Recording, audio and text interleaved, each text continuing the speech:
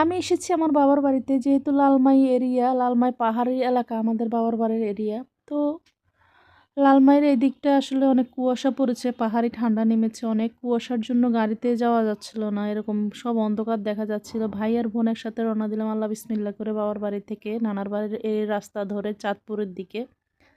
আমার বাবার বাড়ি, আমাদের আত্মীয় স্বজন সব কুমিল্লায়, কিন্তু আমার নানার বাড়ির আত্মীয় স্বজন সব চাঁদপুরে। তো মিষ্টি নিচ্ছিলাম। আর কোথায় মূলত যাচ্ছিলাম সে কথাটা আমি আর বলতে চাচ্ছি না, সেটা একেবারে পার্সোনাল। আমার ভাই আর বোন দুজনে রওনা দিলাম, যেহেতু সকাল সকাল বাবার বাড়িতে ঘুম থেকে উঠেই দেখি যে 7টা বেজে গেছে, কিন্তু কুয়াশা এখনও আচ্ছন্ন। আর বাবার বাড়িতে গেলে কোথা থেকে যে এত ঘুম আসে আমি নিজেও জানি না। তো মিষ্টি নিয়ে নিল 2 রকমের।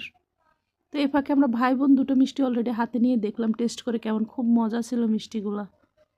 আমরা আছি মুজাফফরগঞ্জ বাজারে।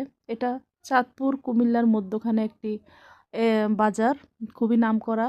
আর এখানে আপনারা হয়তো যারা ঢাকা টু কুমিল্লা চাঁদপুর যাতায়াত করেন তারা এই বাজারটার নাম শুনেছেন। এটা হলো মুজাফফরগঞ্জ বাজার।